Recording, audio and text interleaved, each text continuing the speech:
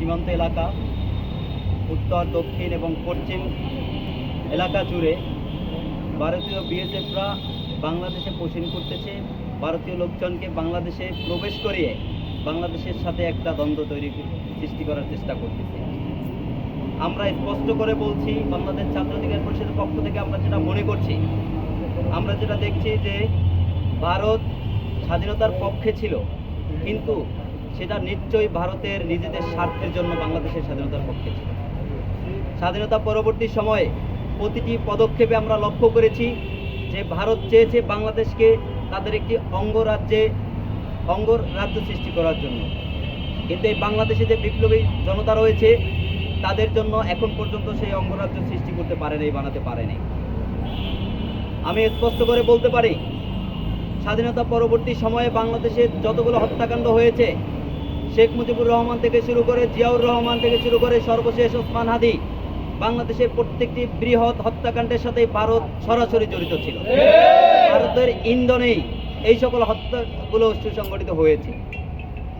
আমরা স্পষ্ট করে বলতে চাই, ভারত যদি মনে করে বাংলাদেশকে তাদের অঙ্গরাজ্য বানাবে, তাহলে ভারতের এটা মাথায় রাখতে হবে তারাও সঠিকভাবে তাদের দেশকে পরিচালনা করতে পারবে না। আমরা শান্তশিষ্ট বাঙালি, আমরা চাই সঠিকভাবে দেশকে পরিচালনা করতে, দেশকে সামনে এগিয়ে নিয়ে যেতে। আমরা কূটনৈতিক সুসম্পর্ক রাখতে চাই, সেই কূটনৈতিক সুসম্পর্ক রাখতে গিয়ে এই নয় যে আমরা বাংলাদেশকে বিক্রি করে দিব। আমরা ভারতের এই সকল বিষয়গুলোর প্রতি তীব্র নিন্দা ও প্রতিবাদ জানাচ্ছি। একই সাথে আপনাদের মাধ্যমে ভারত সরকারকে হুঁশিয়ার করে বলতে চাই, যদি আপনারা মনে করেন আমাদেরকে ব্যবহার করবেন, যদি আপনারা মনে করেন আমাদেরকে অঙ্গরাজ্য বানাবেন, তাহলে আপনারা ভুলের মধ্যে রয়েছেন। আপনারা সময় থাকতে শুধরিয়ে যান।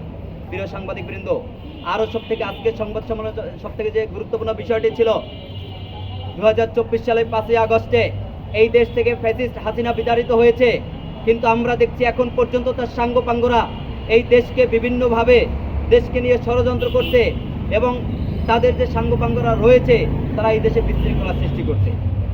আপনাদেরকে একটু তথ্য দিয়ে বলতে চাই, গত 12 মে 2025 তারিখে এক প্রজ্ঞাপনের মাধ্যমে আওয়ামী লীগ এবং তার সকল অঙ্গ সংগঠনের সকল কার্যক্রম নিষিদ্ধ করেছিল অন্তর্বর্তীকালীন সরকার। এর পরবর্তীতে 8 এপ্রিল 2026 তারিখে ত্রয়োদশ জাতীয় সংসদের প্রথম অধিবেশনে সন্ত্রাস বিরোধী আইনে সকল রাজনৈতিক দল এবং সংসদ সদস্যদের সর্বসম্মতিক্রমে তাদেরকে পুরোপুরিভাবে তাদের যে কার্যক্রম ছিল সেই কার্যক্রমকে নিষিদ্ধ করা হয়। কিন্তু আমরা দেখি তারপরও সেই জঙ্গি বাহিনী, তারপরও সেই সন্ত্রাস বাহিনী এই বাংলাদেশকে নিয়ে বিভিন্নভাবে অপপ্রচার চালাচ্ছে, তারা বাংলাদেশকে অস্থিতিশীল করার চেষ্টা করছে। আমরা স্পষ্ট করে বলতে পারি, তাদের এই যে সন্ত্রাস বিরোধী কার্যক্রম, আপনারা অবশ্যই জেনে থাকবেন, এই সন্ত্রাস বিরোধী কার্যক্রমগুলো বাংলাদেশ দণ্ডবিধি আইন এবং সন্ত্রাস বিরোধী আইন অনুযায়ী দেশকে অস্থিতিশীল করা বা বিশৃঙ্খলা তৈরি করা একদম সুনির্দিষ্টভাবে ফৌজদারি অপরাধ, এবং এই ফৌজদারি অপরাধের দায়ে 3 বছর থেকে 10 বছর পর্যন্ত সশ্রম কারাদণ্ড, এবং যদি সর্বোচ্চ কোনো অপরাধ হয়ে থাকে মৃত্যুদণ্ড থেকে শুরু করে যাবজ্জীবন কারাদণ্ড হতে পারে। কিন্তু সবথেকে দুঃখের বিষয় যেটি, আমরা সেই 5ই আগস্ট পরবর্তী সময়ে এখন পর্যন্ত কোনো ফ্যাসিস্টের বিচার এই বাংলাদেশে দেখতে পাইনি। অন্তর্বর্তীকালীন সরকার প্রায় 2 বছরের মতো সময় দেশকে পরিচালনা করেছে, তারাও কোনো আওয়ামী লীগের বিচার করতে পারেনি। আমরা দেখেছি 350 জন এমপির মধ্যে মাত্র 124 জন পুলিশ এবং অন্যান্য মানবাধিকার সংগঠনের তথ্য অনুযায়ী 124 জন সংসদ সদস্যকে গ্রেফতার করেছে। তাহলে 350 জন সংসদ সদস্যের মধ্যে বাকি সংসদ সদস্যদের অবস্থান কোথায়? তারা শেখ হাসিনার সাথে কিছু লোক পালিয়েছে, কিন্তু এখন পর্যন্ত কিছু কিছু সংসদ সদস্যরা এই দেশে এখন পর্যন্ত গুপ্ত হয়ে রয়েছে। এই বাংলাদেশের আইন শৃঙ্খলা বাহিনী, এই বাংলাদেশে যারা রয়েছে তারা কি করছে?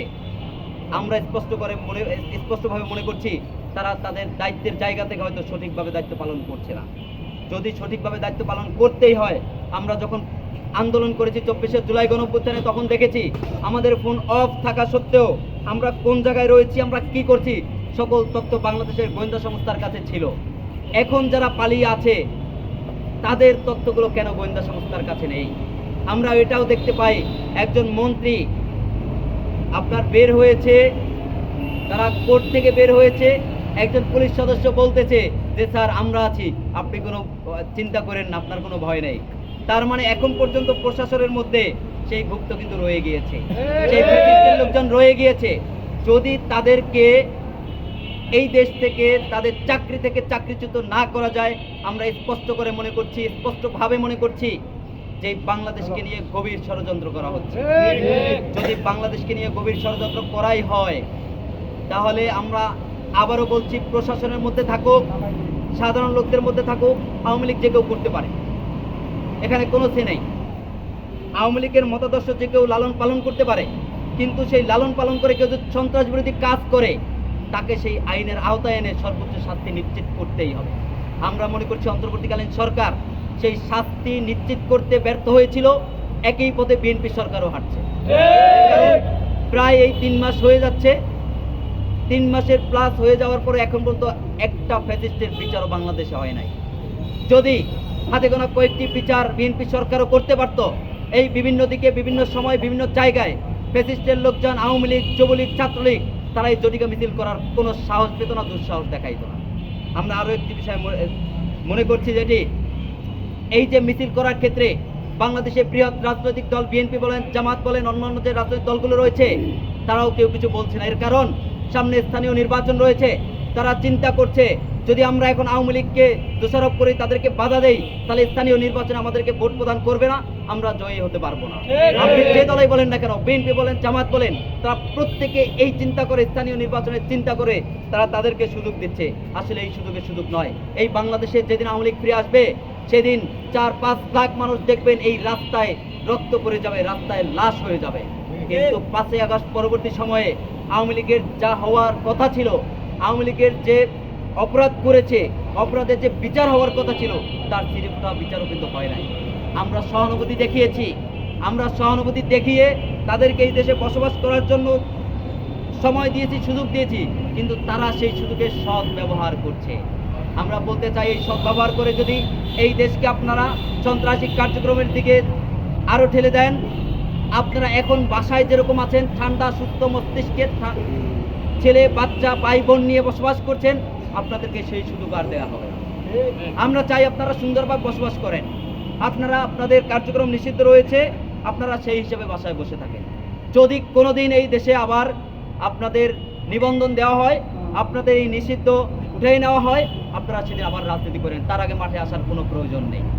যদি মনে করেন আসবেন, যদি মনে করেন আসবেন, আমি স্পষ্ট করে বলছি, বরিশাল জেলা ছাত্র অধিকার পরিষদ, বরিশালের যে কোনো উপজেলা হোক, যে কোনো আনাচে কানাচে, যদি পরবর্তীতে শোনা যায় যে ফ্যাসিস্টের কোনো লোক আওয়ামী লীগ, যুবলীগ, ছাত্রলীগের কেউ জটিকা মিছিল নামানোর চেষ্টা করছে, তাদেরকে স্পষ্টভাবে প্রতিহত করা সহ আমরা এটাও বলবো, বরিশালের প্রশাসন যদি তাদেরকে প্রতিহত না করতে পারে, আমরা তাদের বিরুদ্ধে দাঁড়াবো। কারণ আমরা রক্ত দিয়ে এখানে এসেছি, আমরা রক্ত দিয়ে এই পর্যায়ে এসেছি, রক্ত দিয়ে দেশকে দ্বিতীয়বার মুক্ত করেছি। সেই পাকিস্তানি হানাদার বাহিনীর হাত থেকে যেভাবে রক্ত দিয়ে আমরা দেশকে বাঁচিয়েছি, স্বাধীন করেছি, ঠিক একইভাবে এই 2024-এও আমরা রক্ত দিয়ে ফ্যাসিস্টের হাত থেকে দেশকে রক্ষা করেছি। আমরা চাই না এই দেশে আর কোনো রক্তপাত হোক, আমরা চাই না এই দেশে আর কোনো ফ্যাসিজম হোক, আমরা চাই না এই দেশে আর কোনো ফ্যাসিস্ট তৈরি হোক। আমরা চাই জনগণের অধিকার নিশ্চিত। সেই জনগণের অধিকার নিশ্চিতের লক্ষ্যে আমরা সামনে এগিয়ে যাচ্ছি এবং আজকের সংবাদ সম্মেলন করছি। প্রিয় সাংবাদিকবৃন্দ, আপনাদের মাধ্যমে তাদেরকে জানিয়ে দিচ্ছি, তারা যেন সকল অপকর্ম থেকে, সকল সন্ত্রাস বিরোধী কার্যক্রম থেকে বিরত থাকে। এবং ভারতকেও জানিয়ে দিচ্ছি, ভারত যেন সকল তাদের যে দাবেদারি রয়েছে ভারতের, তারা যে আমাদের উপর চাপ প্রয়োগ করছে, তারা যে দিবা স্বপ্ন দেখছে বাংলাদেশকে একটি অঙ্গরাজ্য বানানোর, সেই স্বপ্ন থেকে যেন তারা সরে দাঁড়ায়। ধন্যবাদ সকলকে। যদি আপনাদের কোনো